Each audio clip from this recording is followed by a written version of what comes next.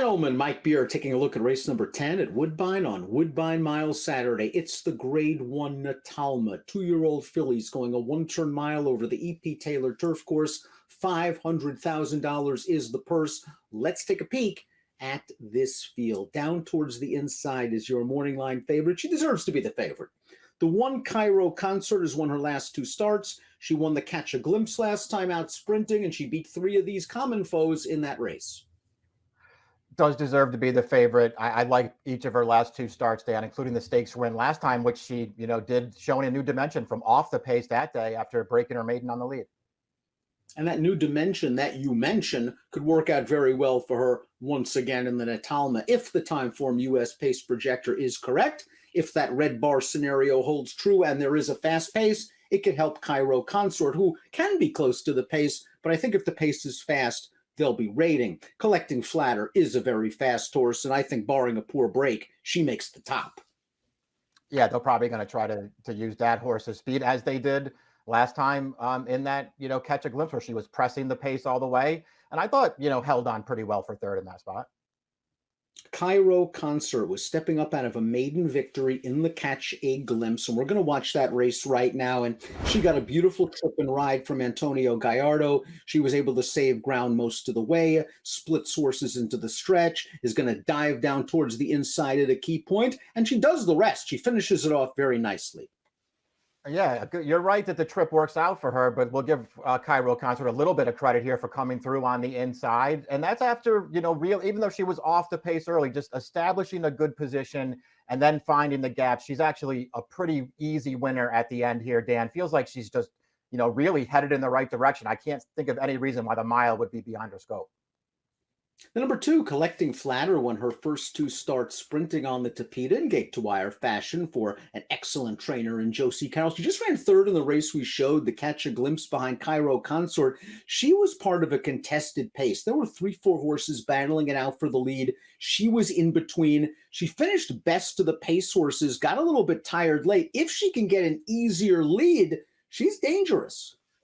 I think she's going to need to get loose early, Dan, and maybe not have to go that fast. I'm concerned about her stretching out to the mile. I don't know that I really think she wants to go this far at this stage of her career. She ran fine last time, sort of pressing the pace all the way. Just couldn't quite get control of that race through the stretch, even though she had every chance to do so. And then she got out finished pretty easily by Cairo Consort. Everyone knows Graham Motion's a fantastic trainer, but one thing Motion doesn't exactly do well, according to the stats and Formulator, is win first time out. So maybe we should give the 3G Laurie a little bit more credit for winning so easily down at Colonial Downs. She only got a 57 Beyer speed figure, however, and she might have taken advantage of a contested pace up front. She might have. To me, the figure doesn't matter at all. She looked really good winning that race. She rated early in that race, just settled off the pace, made an early move to just sweep by that field around the turn, and she won going away. It was pretty impressive. You mentioned that, Motion's one of those guys. He doesn't win with a lot of first-time starters, but what's worth noting in Formulator is when they do win, they come right back and run well again. Over the last 5 years, Dan, debut winners making their second career start in turf routes. 5 for 13, 263 ROI, 2 stakes wins in that sample. The ones that win first time out, they tend to be good. They're the good ones if they win first out, and G. Laurie looked like a good thing. It might be a nice price, considering that depressed Beyer speed figure. Last Call is the 4. This is a daughter of turf champion English Channel. She's still a maiden. I thought all in all, she worked out a pretty good trip in her career debut. She was able to save ground behind the leaders. She got to the outside, and she just got a little bit tired. She ran okay to be second. Last time out, she didn't break well at all. She sort of hopped up in the air, and then she was rank, and she pulled on the outside in a race where there wasn't a lot of pace. She was in with a look in mid-stretch, and just flattened out again. I think there's something here. The blinkers are coming off. She's going to need a fast pace, but she's going to be a big price. Yeah, I mean, that's the key to it. I think she will be a big price. And just based on her debut, where I thought she ran fine against Cairo Concert, I have no problem with that performance. I'd be willing to give her the benefit of the doubt for that last one where things just didn't seem to go as well for her. I think she could rebound in a pretty big way here. The runner-up in the Catch a Glimpse, the filly that split Cairo Concert and Collecting Flatter, is up next. That's the number 5, Adora, Patrick Husbands, Mark Cassie. We certainly know that team. She seemed a little bit green in the stretch. She was far behind early. She split horses. Couple of issues with her lead changes, but she was running on at the end. Yeah, she ran okay last time. I know that as far as the figures go, she improved. I don't know that I necessarily feel like she took some kind of big step forward on turf, though. I just kind of felt like she got second after the winner passed everybody else, and the race kind of fell apart a little bit. I actually really liked her career debut, and I wonder if we'll see her going back to one of the other surfaces sooner rather than later.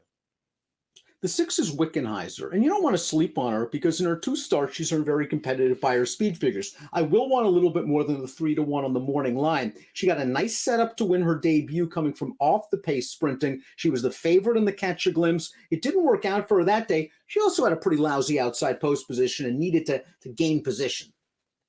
That's true. She was drawn wide in there, and she did get a wide trip around the track in there. I still didn't love the way that she finished, but maybe just, being wide around the track there worked against her because her career debut was actually a pretty good performance. First time blinkers worked wonders for the number 7, Courtly Rowe, going out for trainer Kevin Attard.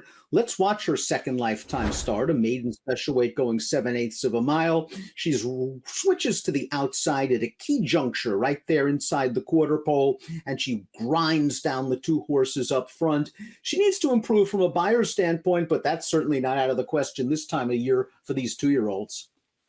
This trip really worked out for her. The horse that she's going to eventually fight her way past there in the red cap is Star Candy, who's drawn right to her outside in this race, the number 8.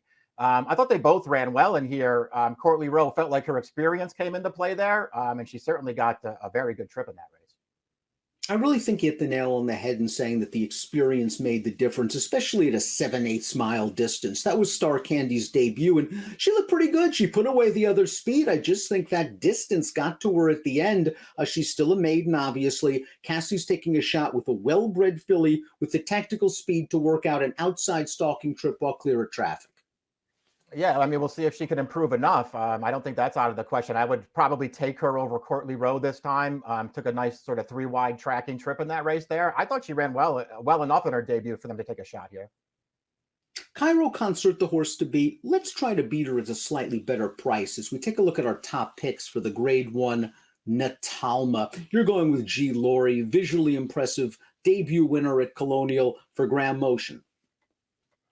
I just really liked her debut, Dan. And since she got such a low figure, I thought maybe there was a chance anyway she gets overlooked a little bit here.